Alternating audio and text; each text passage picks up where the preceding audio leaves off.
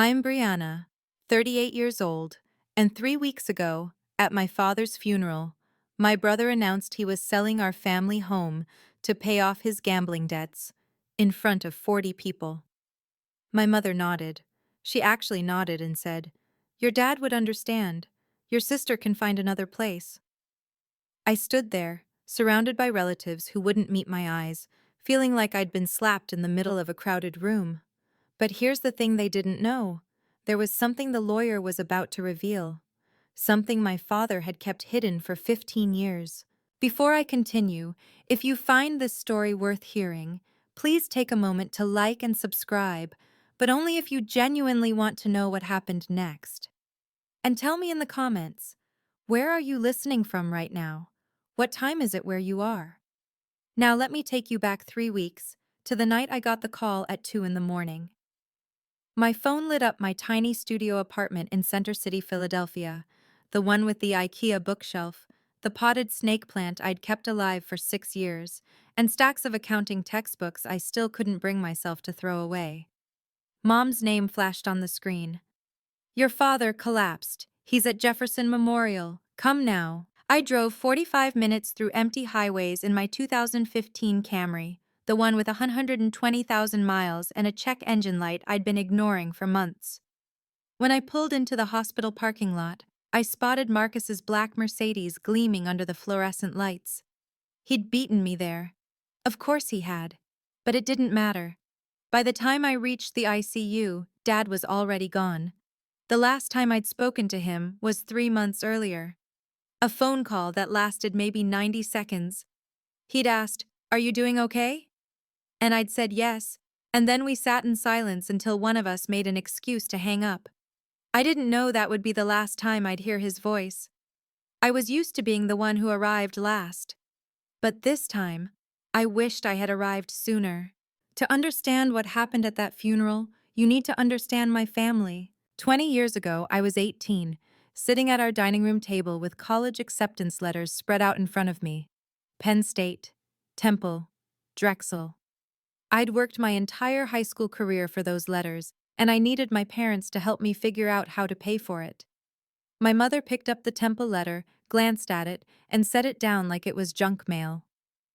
"Why would we spend that kind of money on you?" she said. "You're a girl. You'll get married, have children. Your husband will provide. That's how it works." I looked at my father. He was staring at his coffee cup, jaw tight, saying nothing.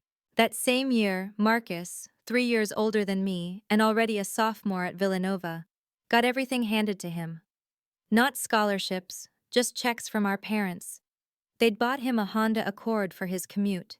They'd rented him an apartment near campus so he wouldn't have to deal with dorm life. I got a list of jobs that hired 18-year-olds, so I figured it out myself. I applied for every scholarship I could find, landed enough to cover 70% of tuition at Temple, and worked 2 part-time jobs, weekday evenings at a call center, weekends at a coffee shop, to cover the rest. 4 years of sleeping 5 hours a night, of eating ramen because groceries were a luxury, of watching my classmates go to parties while I picked up extra shifts. I graduated with a 3.8 GPA and a CPA license that now hangs in my tiny apartment. I earned every letter of it. That's also why I stopped talking to my family for 2 years after graduation. I couldn't look at them without feeling the weight of everything they'd denied me. "Sons are the pillars of the family," my mother used to say. "Daughters are just guests passing through." I heard that phrase so many times, I started to believe it. The morning after Dad died, I drove back to the house I grew up in for the first time in 3 years. It was a colonial-style 4-bedroom in the suburbs of Philadelphia, built in 1985, with a wraparound porch and a backyard where I used to catch fireflies. The neighborhood was the kind where people put American flags on their mailboxes and knew each other's names. Upper middle class, respectable, the perfect backdrop for a family that looked perfect from the outside. Marcus was waiting at the front door when I pulled up. He hugged me, quick, one-armed, the way you hug someone you're obligated to acknowledge but don't particularly want to touch. "Long time, sis," he said. "You look tired." I didn't respond. I was too busy noticing the Louis Vuitton duffel bag in the hallway, the golf clubs leaning against the wall, the Gucci loafers lined up by the stairs. Marcus had been unemployed for 8 months. I knew because Mom had mentioned it during one of her rare guilt trip phone calls. "Where's Mom?" I asked. "On the phone with the funeral home. She's got everything under control." I carried my overnight bag upstairs to my old room, or what used to be my room. The walls were still the same pale blue I'd painted them when I was 15, but everything else was different. My bed was gone, replaced by Marcus's overflow.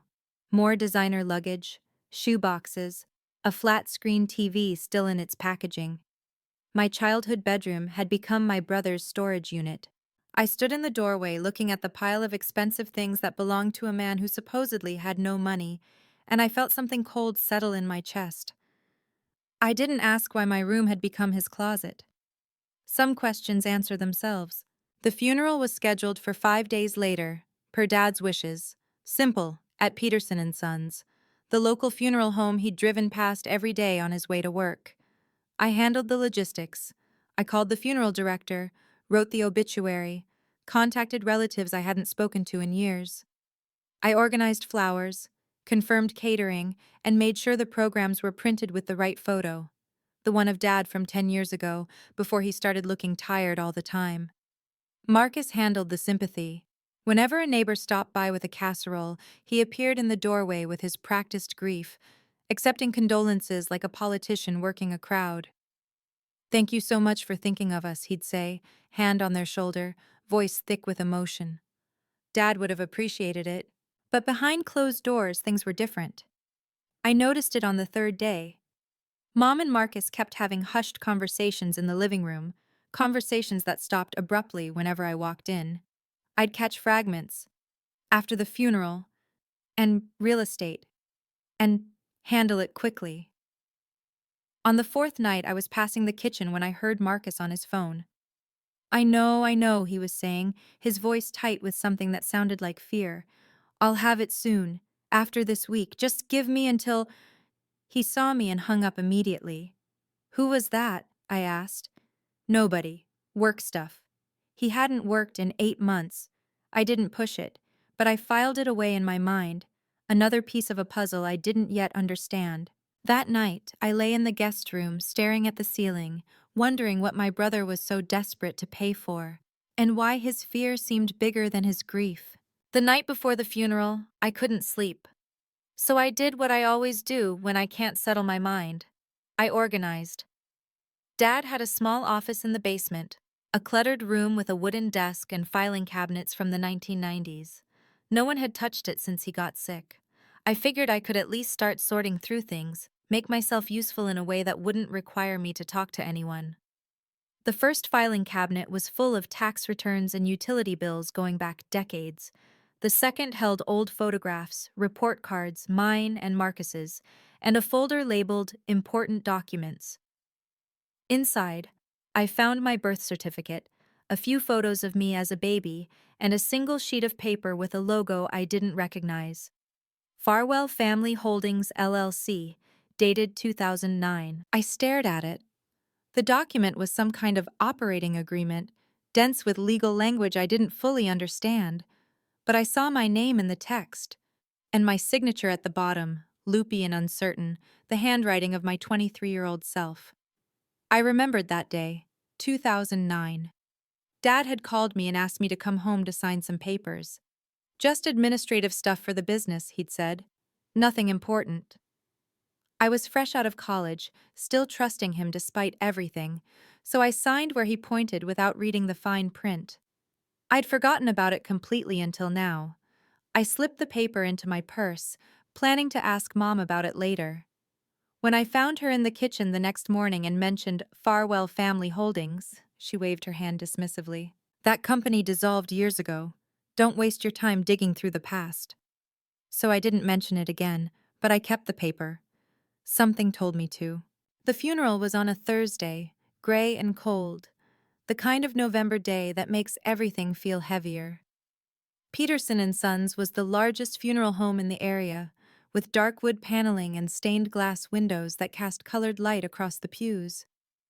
Over 40 people came: relatives, Dad's former colleagues from the construction company he'd managed, neighbors who remembered him as the quiet man who always shoveled their driveways after snowstorms. Marcus delivered the eulogy. He stood at the podium in a Tom Ford suit. I recognized the cut because I'd seen it in a magazine, $3,000 minimum, and spoke about Dad like they'd been best friends. He talked about fishing trips they'd taken, advice Dad had given him, the unbreakable bond between father and son. I sat in the back row, listening to stories I'd never heard, wondering if any of them were even true.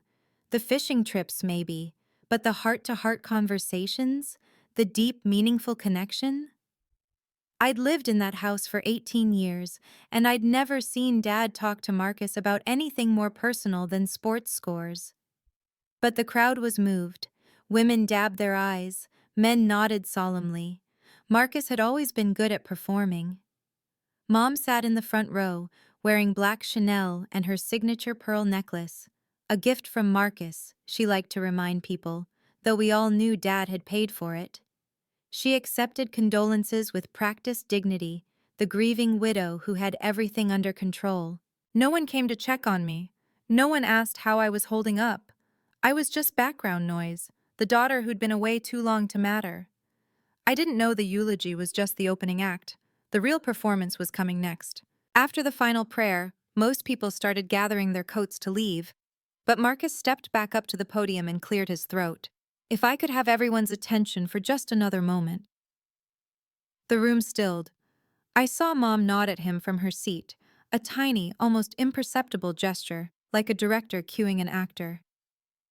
Our family has been discussing what to do going forward, Marcus said, his voice carrying that same rehearsed emotion from the eulogy. And we've made a difficult decision. We're going to sell the family home. Murmurs rippled through the crowd. Aunt Patricia, Dad's sister, put a hand to her chest. The house on Maple?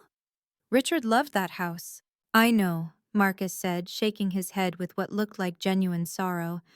But it's time for a fresh start. Mom doesn't want to be there alone, surrounded by memories. And frankly, the upkeep is too much for her to handle by herself. He paused, letting that sink in, then added, We've already discussed it as a family. Mom, me, and Brianna. We're all in agreement. My stomach dropped. I hadn't agreed to anything. I hadn't even been asked. I started to stand, to say something, but Mom turned around and looked at me. Her eyes were sharp, warning. Don't you dare make a scene. The house will be listed next month, Marcus continued. We just wanted everyone to know, so there are no surprises. After the announcement, people approached Mom with sympathy. Such a hard decision. Richard would understand. You have to do what's best for the family. No one asked me what I thought. I stood frozen in the back of the room, watching my childhood home get sold off at my father's funeral, and I didn't say a word. But Marcus wasn't finished. He looked toward Mom, and she rose from her seat like they'd rehearsed this too. I want to add something, she said, smoothing her black dress as she walked to the front.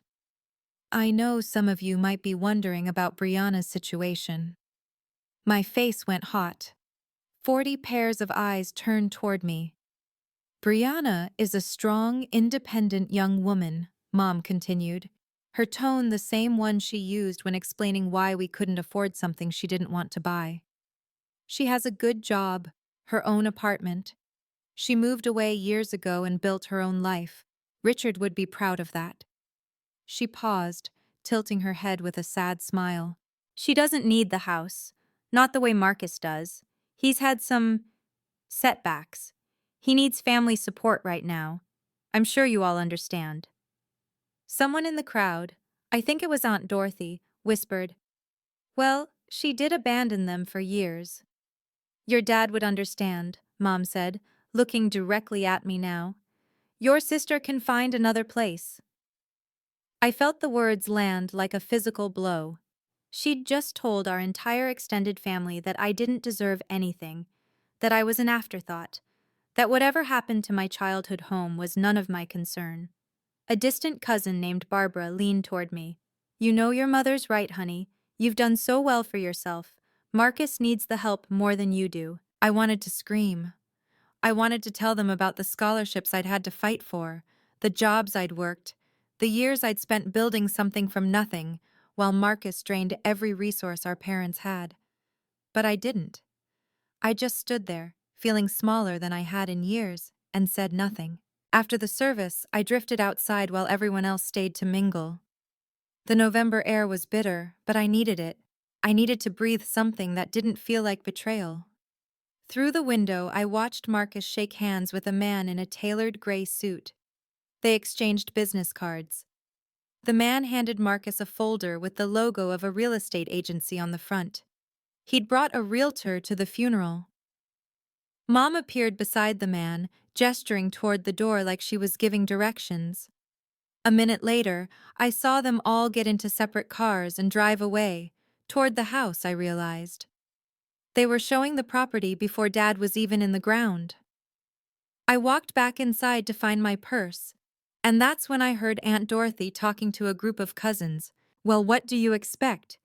Brianna abandoned them, didn't call, didn't visit for years, and now she wants to show up and claim something?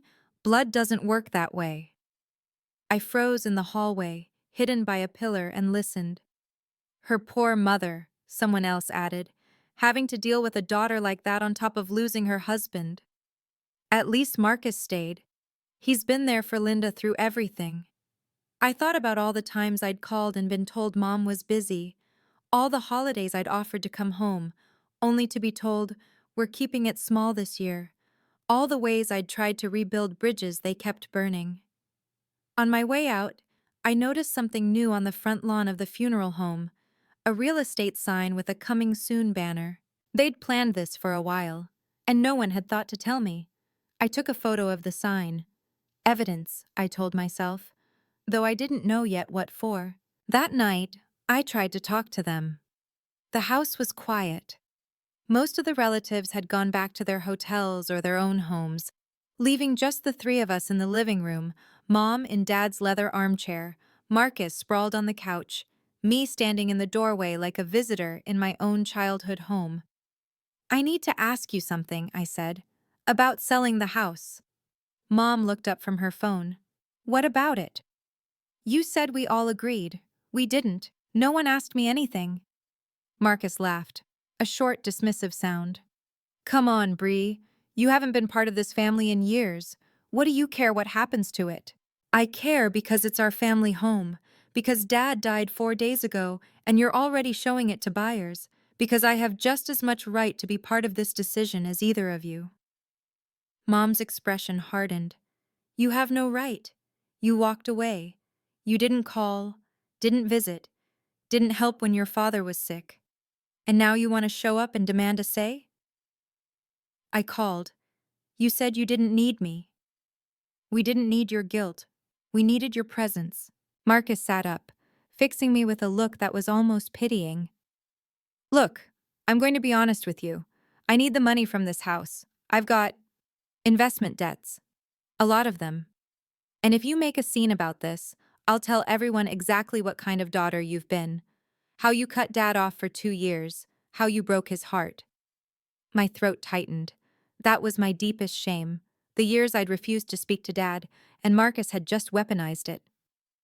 "I'm trying to help the family," he said. "You're trying to tear it apart." I left the room without another word, but I didn't leave the house. Not yet. I know what you're probably thinking right now. Why didn't I fight back? Why didn't I call a lawyer right then and there? But here's the thing you have to understand. This was my family, my mother, my brother, the people I'd spent my entire childhood trying to earn love from. Walking away from them had already broken something inside me once. I wasn't ready to do it again. If you've ever been in a situation like this, where standing up for yourself meant losing everyone you'd ever known, drop a comment below. Tell me I'm not alone. And if you want to know what happened next, stay with me.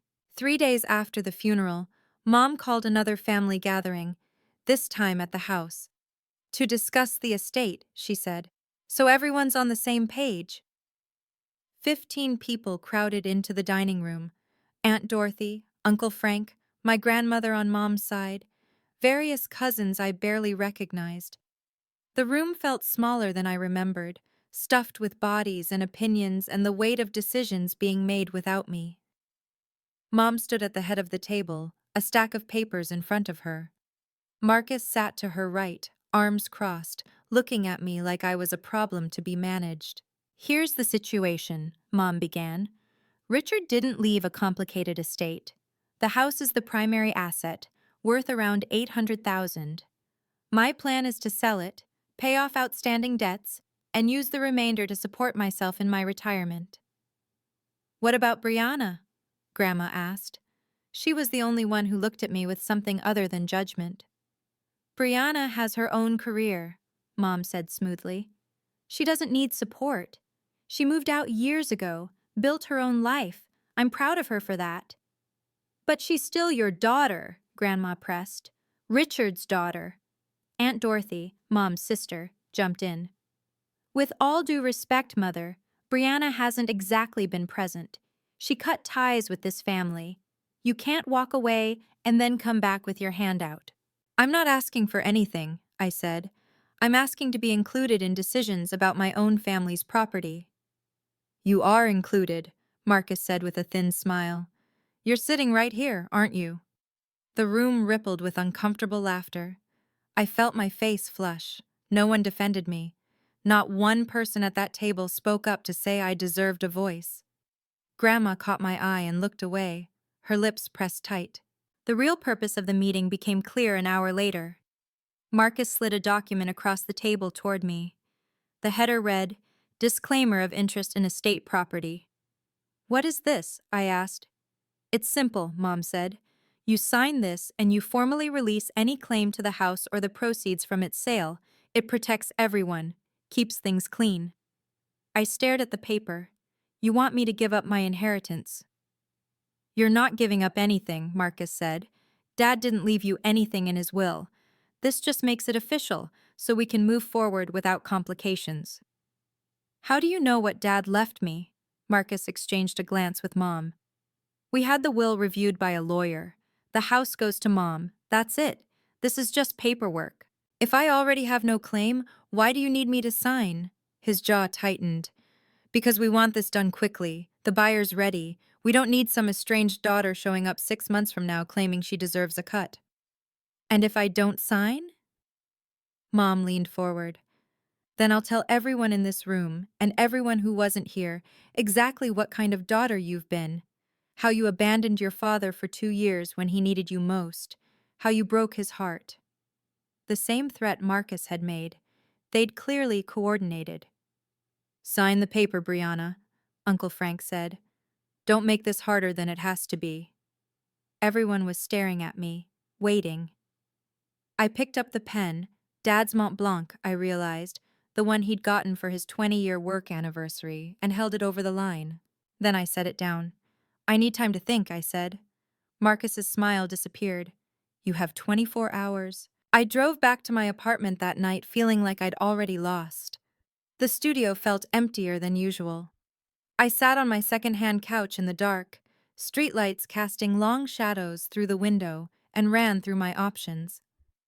I could sign the paper, give up whatever claim I might have, walk away, let them have the house. It would be easier. No more family meetings, no more accusations, no more being made to feel like I didn't belong. But something in me refused. Maybe it was pride. Maybe it was the memory of all those nights I'd worked double shifts to pay for a degree my parents refused to fund. Maybe it was the way Mom had announced to 40 people that I didn't matter. Or maybe it was the paper in my purse, the one with the logo I didn't recognize, Farwell Family Holdings LLC. I pulled it out and looked at it again in the dim light. My signature was there at the bottom, loopy and young, from 15 years ago. Dad had asked me to sign it, and I had without question, because I trusted him. What had I signed? I thought about calling a lawyer, but it was almost midnight, and I didn't even know where to start. Then I remembered. Dad's funeral program had listed a name, Gerald Whitmore, estate attorney, Henderson Family Council for 20 years. I found the number in Dad's old address book, which I'd taken from his office along with a few other things. Tomorrow, I decided. Tomorrow I would call this Gerald Whitmore and ask him what Farwell Family Holdings meant. If I was going to lose, at least I wanted to know the truth first. Gerald Whitmore's office was on the fourth floor of a brick building in downtown Philadelphia, the kind of place with brass nameplates and Persian rugs and the faint smell of old paper. He was older than I expected, late 60s with white hair and wire-rimmed glasses that made him look like someone's grandfather. But his eyes were sharp when he shook my hand. "Miss Henderson, I was hoping you'd call." That surprised me. "You were? Please sit down." He gestured to a leather chair across from his desk. "I've been your father's estate attorney for 20 years. He and I had an understanding." I pulled the LLC document from my bag and slid it across the desk. "I found this in his files. I don't know what it means, but it has my name on it." Whitmore picked it up and something flickered across his face. Recognition. Maybe relief.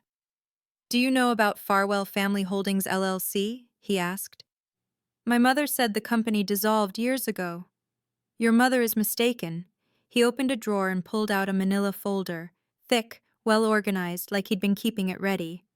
"Miss Henderson, there's something your father asked me to tell you, but only when the time was right." My pulse quickened. "What do you mean?" "The family house, the one on Maple Street, it's not part of your father's estate." "What?" "In 2009, your father transferred the property into Farwell Family Holdings LLC. The house belongs to the LLC, not to him personally." I stared at him. "Then who owns the LLC?" Whitmore looked at me over his glasses. "You do, Miss Henderson. You're the sole member. You have been for 15 years. For a long moment, I couldn't speak. "That's not possible," I finally managed. "I would have known. Someone would have told me." Whitmore shook his head slowly. "Your father was very specific about confidentiality. He didn't want anyone to know. Not your mother, not your brother, not even you, until it became necessary." "But why?" He pulled another document from the folder. This one was older, the paper slightly yellowed. "In 2008, your father came to me with concerns. He'd noticed changes in Marcus's behavior, gambling, debts, the beginnings of what would become a serious problem." I thought of Marcus's desperate phone call at the funeral home, the fear in his voice. "Your father loved your brother," Whitmore continued, "but he didn't trust him. He knew that if anything happened to him, Marcus would find a way to drain every asset the family had. So he created a structure to protect the most valuable one. The house." "Yes. He transferred it into the LLC in 2009 and designated you, and only you, as the sole member. The operating agreement is ironclad, properly notarized, filed with the state of Pennsylvania, maintained and compliant every year since." "He paid the LLC fees this whole time?" "He set up a small fund specifically for that purpose. He thought of everything." I felt tears prick at my eyes. All those years I thought Dad didn't care. All those silences I interpreted as indifference. And this whole time, he'd been building a fortress around me. "Your father wasn't good with words," Whitmore said gently, "but he was meticulous with documents. This was his way of saying what he couldn't." I wiped my eyes with the back of my hand. "What do I do now?" "Now," he said, "we set the record straight." Whitmore let me sit in his office for as long as I needed. He made tea, Earl Grey in china cups that looked like they'd been his grandmother's, and waited while I processed everything. For the first time since Dad died, I really cried. Not the polite, controlled tears I'd shed at the funeral. These were ugly, gasping sobs that came from somewhere deep in my chest. Grief and relief and confusion all tangled together. Dad had seen me. All along, he'd seen me. I thought about every time he'd sat silent while Mom dismissed me. Every holiday where Marcus was celebrated and I was tolerated. I'd interpreted his silence as agreement, as proof that he thought I mattered less too. But that wasn't it at all. He just hadn't known how to fight for me out loud. So he'd fought for me on paper. Whitmore handed me a sealed envelope. My name was written on the front in Dad's handwriting. Shaky, the letters uneven, like his hands had been unsteady when he wrote it. He gave me this 3 months ago, Whitmore said. Asked me to hold it until you needed it. I didn't open it there. I wasn't ready. But I ran my thumb over the letters of my name and felt something shift inside me. There's going to be a formal will reading, Whitmore said. I'll arrange it for Friday. I'll invite everyone who was at that family meeting. They'll fight this, I said. They'll say I manipulated Dad or that the documents are fake. Let them say whatever they want. He pulled out another folder, this one full of receipts, notarized signatures, filing confirmations. I've been preparing for this moment for 15 years. The paper trail is impeccable. For the first time in weeks, I felt something like hope. How do you want to handle this? Whitmore asked. I'd stopped crying by then. The tea had gone cold, but my mind was sharper than it had been in days. I could tell them privately, I said. Pull Mom and Marcus aside, explain the situation, avoid a public scene. You could, Whitmore agreed. That would certainly be the more diplomatic approach. But they didn't give me that courtesy. I thought about the funeral announcement, the family meeting, the way they'd tried to humiliate me into submission in front of everyone I'd grown up with. They chose to do this publicly, to make me look like the ungrateful daughter in front of 40 people. So you'd like to set the record straight in the same venue? I'd like the truth to come out the same way the lies did. Whitmore nodded slowly. I'll schedule the formal will reading for Friday at 10 a.m. I'll invite everyone who was at that meeting. Your mother, brother, aunts, uncles, grandmother. They'll expect it to be a routine procedure. Will you need anything from me? Just be there. Bring the original document you found. I'll handle the rest. He paused, then added, There's someone else who might be helpful. Patricia Callahan. She was your father's accountant for years. She witnessed the original LLC formation. If your family challenges the legitimacy of the documents, she can corroborate everything. She's willing to do that? She's been waiting to do that. She always liked you, Miss Henderson, and she knew your father's true intentions. I left Whitmore's office with something I hadn't felt in a long time: certainty. I wasn't going to fight this battle by screaming or crying or begging them to see me. I was going to let the paperwork speak for itself. Patricia Callahan lived in a modest townhouse in Conshohocken, the kind of place with window boxes full of mums and a welcome mat that actually meant it. She was in her late 50s with silver-streaked hair and the kind of face that made you want to tell her your problems. I wondered when you'd come, she said, ushering me into her living room. Gerald called ahead. Tea? Please? She poured from a ceramic pot while I sat on her floral couch, trying to figure out how to start. But Patricia did it for me. Your father talked about you constantly, she said. Did you know that? No. He did. Every time you accomplished something, passed your CPA exam, got a promotion, he'd find a way to mention it. My daughter's doing well, he'd say. She's made something of herself. My throat tightened. Then why didn't he ever tell me? Because Richard Henderson was the most emotionally constipated man I've ever met. She said it with affection, not cruelty. He grew up in a house where feelings were weaknesses. He didn't know how to say, I love you, so he showed it in the only language he understood: spreadsheets and legal documents. The LLC. I was there when he set it up. I witnessed the signatures, helped him file the paperwork. He made me promise not to tell anyone, not even you, unless something went wrong. And now something's gone wrong. Your mother and brother are about to sell a house that doesn't belong to them. I'd say that qualifies. She set down her teacup and looked at me directly. Your father wasn't perfect, Brianna, but in the end, he chose you. Don't let them take that away. I nodded.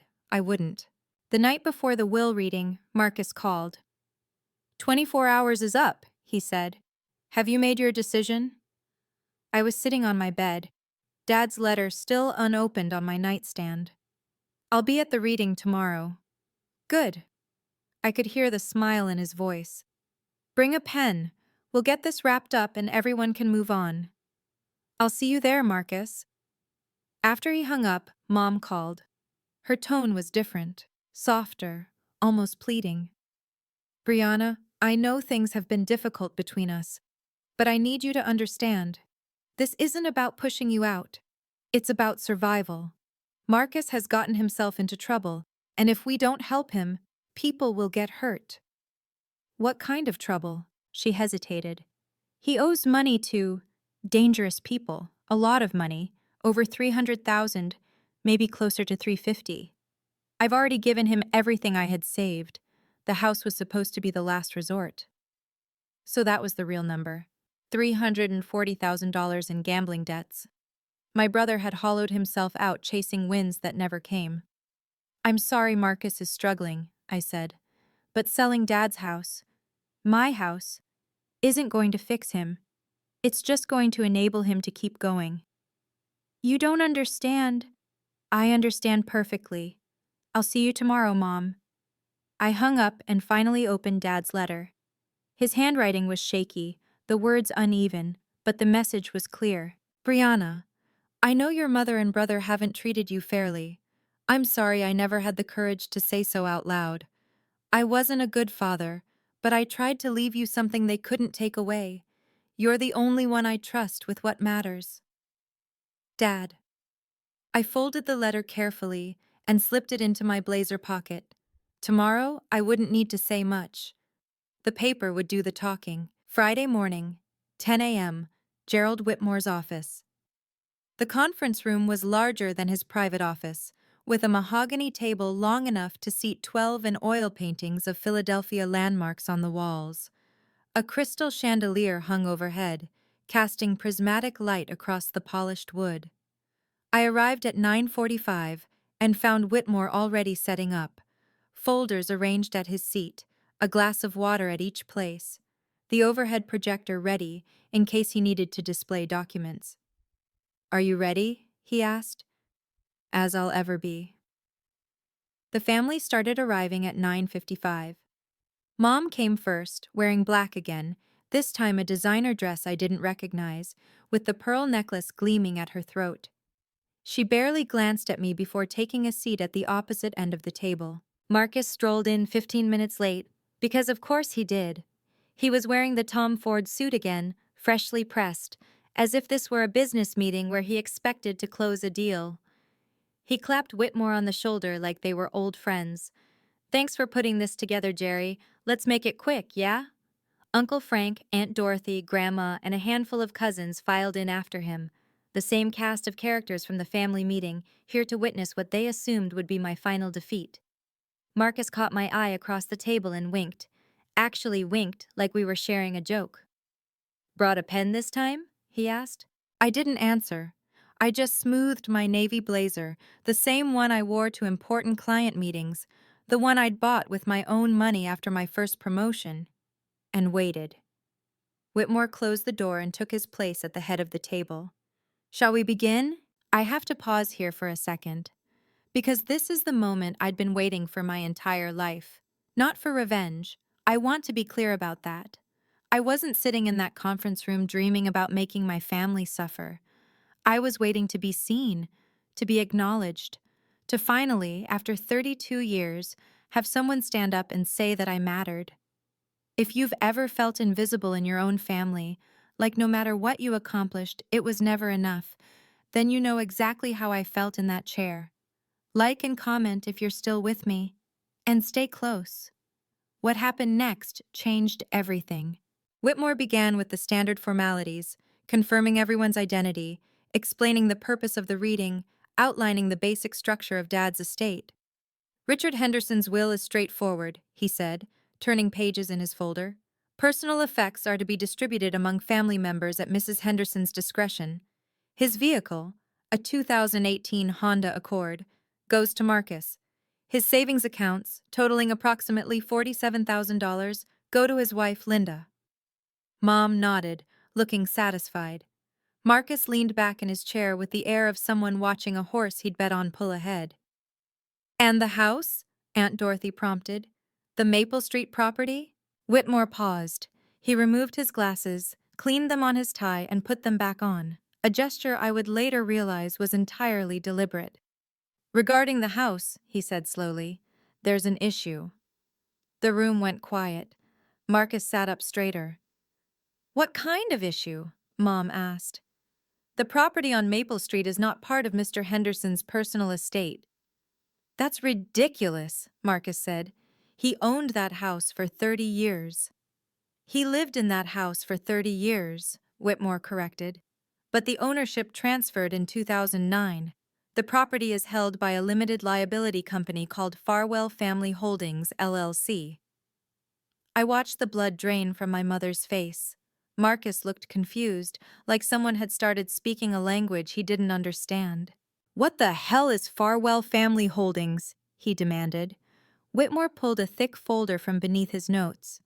On the cover, in Dad's neat handwriting, was a label: Property Documents. Do not destroy. "I think," Whitmore said, "we need to discuss the corporate structure your father put in place 15 years ago." Whitmore laid out the documents one by one, like a dealer spreading cards across a table. In 2009, Richard Henderson transferred the Maple Street property into a limited liability company. The LLC was properly formed, the transfer was legally recorded with the county, and all taxes and fees have been paid every year since. "So the company owns the house," Marcus said. "Fine. Who owns the company?" "The operating agreement specifies a single member, one person with complete control over the LLC and all its assets." Whitmore looked at me. Every head in the room turned to follow his gaze. "That person is Brianna Henderson." The silence lasted exactly 3 seconds. Then Marcus exploded out of his chair. "That's bullshit!" His face had gone from pale to red in an instant. "She manipulated him. She got to him when he was sick and confused." "The documents were executed in 2009, Whitmore said calmly. "Your father was 53 years old and in perfect health. The signatures were notarized by a licensed notary public and witnessed by his accountant, who is prepared to testify to his mental competence at the time." "I don't believe this." Marcus grabbed one of the documents and scanned it, his hands shaking. "This is fraud. This is your father's choice," Whitmore said. "Made deliberately, maintained carefully, and legally binding." Mom finally spoke, her voice barely above a whisper. "He never told me. 25 years of marriage and he never said a word. He asked me to keep it confidential. I honored that request." I sat very still, feeling the weight of 40 years of family dynamics shifting in real time. My aunts were staring at me. My grandmother had tears in her eyes, and my brother looked like he wanted to flip the table. "The house is worth nearly $900,000, Marcus said. "It belongs to the family." "It belongs to the LLC, Whitmore replied, "and the LLC belongs to your sister." Mom turned to me with an expression I'd never seen before, some mixture of betrayal and desperation that made her look older than her 67 years. "You knew," she said. "This whole time you knew." "I found out 3 days ago," I said, "after you announced at Dad's funeral that I could find another place." "Don't you dare!" Marcus started. "Let her finish," Grandma said sharply. Everyone fell silent. I took a breath. "I found a document in Dad's office and didn't know what it meant. I called Mr. Whitmore to ask. He told me the truth, a truth that neither of you ever bothered to share, because you'd already decided I didn't deserve to be part of this family's decisions." Mom's composure cracked. "We need that money, Brianna. Marcus is in trouble, real trouble. He owes people who don't negotiate." "How much?" Uncle Frank asked, frowning. Marcus said nothing, so I did. $340,000. Gambling debts. The room erupted. Aunt Dorothy's hand flew to her chest. One of my cousins muttered, "Jesus Christ." Uncle Frank stared at Marcus like he'd never seen him before. That's not accurate," Marcus stammered. "It's investments, not—" "I've been covering for him for years," Mom said, her voice breaking. "I've given him everything I had. The house was supposed to be the last resort. She looked at me with red-rimmed eyes. Your father's only been gone 2 weeks, and you're going to take our home? I'm not taking anything, I said. I'm claiming what Dad left me. The same way you've been claiming everything he left you. The only difference is, he made sure this one couldn't be taken away. The pearl necklace around her throat caught the light as she bowed her head. For the first time in my life, I had said something she couldn't argue with. I stood up. Everyone's attention snapped to me, some hostile, some curious, some carefully neutral. I could feel my heart pounding, but I kept my voice steady. I'm not here to gloat, I said. And I'm not here to punish anyone. I'm here because Dad wanted me to have this. He made that choice when I was 23 years old, and he kept it secret for 15 years. That tells me something about what he believed. It tells me he was manipulated, Marcus spat. It tells me he saw what was coming. I looked directly at my brother. He knew you'd burn through everything he built if given the chance. And he was right. Marcus lunged forward, and for a moment I thought he might actually hit me. But Uncle Frank grabbed his arm. Sit down, Uncle Frank said. You've done enough damage. I turned to my mother. You can stay in the house. I'm not going to put you on the street, but it will be under a formal lease, $1 a month, renewable yearly, at my discretion. $1 a month? She repeated. And Marcus doesn't live there. That's non-negotiable. You can't. I can. The house belongs to my LLC. I decide who lives in it. The room was dead silent. I could see the calculations happening behind everyone's eyes, the power shifting, the old assumptions crumbling. Marcus needs help, I said softer now. Real help, not money to throw at bookmakers. If he wants to get treatment for his addiction, I'll support that, but I won't be part of enabling him to destroy himself. I picked up my bag and looked around the table one last time. I didn't ask for this, but I'm not going to apologize for accepting what my father chose to give me. Then I walked out.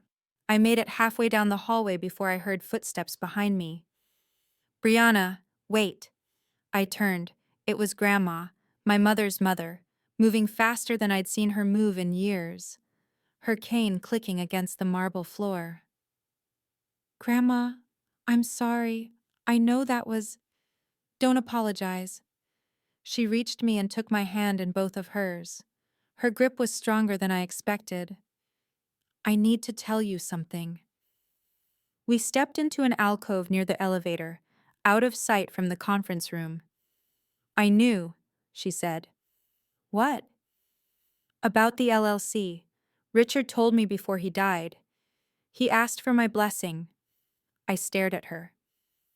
You knew this whole time? He came to me 3 months ago, right after his diagnosis, said he didn't have much time left and needed to know he'd done the right thing.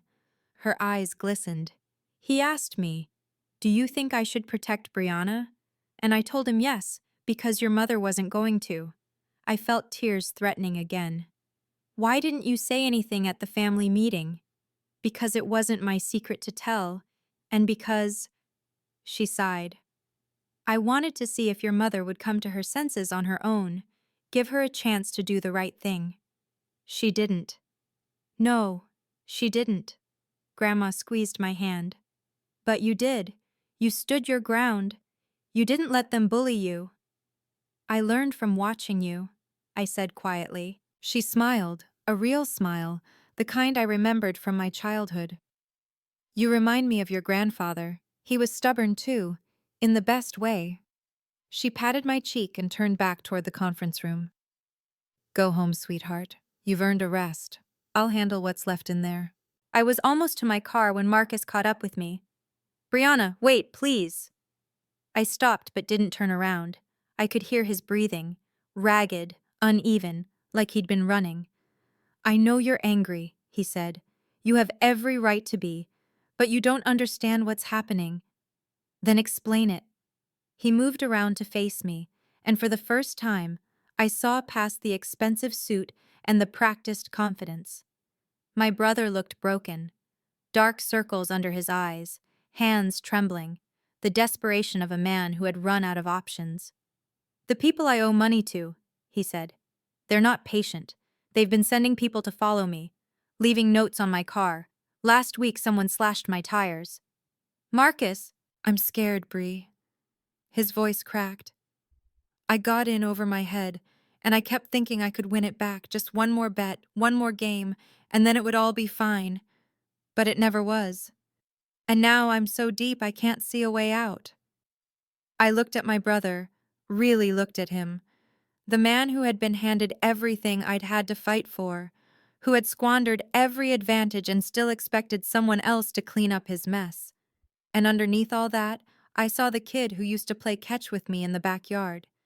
The teenager who walked me to school when I was scared of the older kids, before everything went wrong.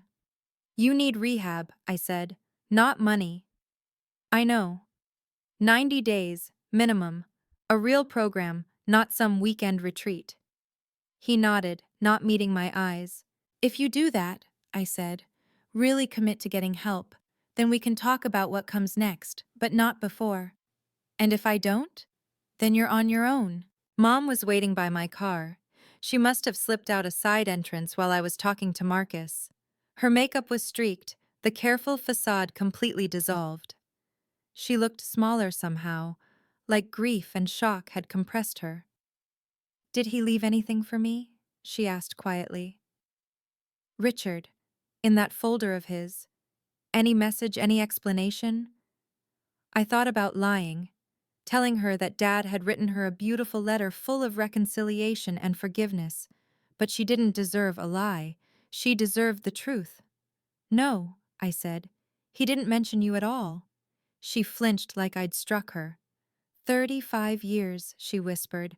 I gave him 35 years of my life, and he left everything to— He left the house to me, I said. Not because he loved me more, because he knew you and Marcus would burn through it, and he was right. I was doing what I thought was best for the family. You were doing what was best for Marcus. There's a difference. She started to argue, then stopped. Something shifted in her expression, not acceptance exactly, but the beginning of recognition. I raised him the way I was raised, she said. Sons are investments, daughters are temporary. That's what my mother taught me. Grandma seems to have changed her mind, a bitter laugh. She always liked you better. Maybe she just saw me more clearly.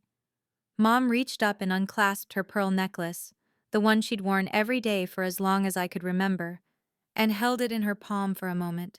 I don't know how to fix this, she said. Neither do I admitted. But maybe that's where we start. She didn't respond. She just walked away, still holding the pearls, leaving me alone in the parking lot with the weight of everything that had just changed. The will reading broke up slowly after I left. I heard the details later, from Grandma and from Whitmore. Aunt Dorothy had tried to argue that the LLC was somehow fraudulent, but Whitmore shut her down with documentation that went back 15 years. Notarized signatures, state filings, annual reports. Every I dotted, every T crossed. Uncle Frank had taken Marcus aside and told him he was a disappointment. Harsh, maybe, but Marcus just nodded. He was too hollowed out to fight anymore. Patricia Callahan called me that evening. You did beautifully, she said. Your father would have been so proud. I just told the truth. Sometimes that's the hardest thing to do. She told me she'd watched the family leave one by one. Some of them stopped to shake Whitmore's hand and mutter apologies for their earlier assumptions. A few cousins had apparently texted me, though I hadn't checked my phone yet. Your grandmother stayed until the end, Patricia added. She wanted to make sure the message was clear. She told your mother, "You did this to yourself, Linda. Don't blame the child." I smiled despite everything. Grandma had always had a spine of steel, even when the rest of us were crumbling. 2 days later, Whitmore's office sent me a formal package, the original operating agreement, the property deed, the keys to the house on Maple Street. All of it now officially, publicly mine. I held the keys in my hand, the same brass keyring Dad had carried for 30 years, with a worn leather fob and a tiny photo of me at age 5 tucked inside the clear window. He'd been carrying my picture all along. I just never knew where to look. 2 weeks later, I moved back into the house on Maple Street. Not permanently, not at first. I kept my apartment in the city for work. But I started spending weekends at the house, clearing out the clutter, fixing the things Dad had let go during his final months. The first thing I did was empty my old bedroom. Marcus's designer luggage, the shoeboxes full of sneakers he couldn't afford, the flat-screen TV still in its packaging, all of it went into the garage. He could pick it up whenever he wanted, but it wasn't staying in my room anymore. Then I repainted the walls. Soft sage green this time, a color I'd always wanted but never asked for. Mom lived in the guest room now, under the lease agreement we'd drawn up. $1 a month. She was quiet mostly. We didn't talk much, but we didn't fight either. It was a kind of peace I'd never expected. Awkward, fragile, but real. Marcus checked himself into a 90-day program in New Jersey. A real one, with group therapy and addiction counseling and no access to his phone. I didn't visit, but I sent a letter. Just one line. I'm rooting for you. He wrote back 2 weeks later. 2 words. Thank you. On Sundays, I started having dinner with Grandma. She'd come over with a casserole or a pie, and we'd sit in the kitchen where I used to do homework, and she'd tell me stories about my grandfather, the stubborn man I'd apparently inherited more than I knew. The house felt different now, lighter, like it had been holding its breath for years, waiting for someone to let it exhale. I put fresh flowers on the mantel where Dad's photo sat, yellow roses, his favorite. Last night, I sat on the porch as the sun went down, holding a cup of ginger tea, the same kind Dad used to drink every evening, though I never knew that until I found his mug in the cabinet. I'd read his letter 100 times by now. The words were wearing thin at the creases where I'd folded and unfolded the paper, but I could still make out the last line. You're the only one I trust with what matters. For so long, I thought my father didn't love me. I thought his silence was proof that I wasn't worth speaking up for, that I was invisible to him the same way I was invisible to everyone else in that house. But I had it backwards. Dad didn't know how to love out loud. He grew up in a family where emotions were weaknesses and actions were everything. So he showed me he cared the only way he knew how, by protecting me with documents when he couldn't protect me with words. I used to think strength meant fighting back, screaming, demanding to be seen. But now I understand it differently. Sometimes strength is patience. Sometimes it's building a fortress so quietly that no one notices until it's already standing. I'm not going to pretend everything is fixed. Mom and I are still learning how to be in the same room. Marcus has 84 days left in rehab, and I don't know who he'll be when he comes out. Some of my relatives still think I manipulated a dying man. But I know the truth. And that's enough. Dad never said I love you, but he wrote my name on every document that mattered. He gave me the house I grew up in, the security my mother tried to take, and a future no one could steal. That was his way of saying it, and I finally heard him. Thank you for staying with me until the end.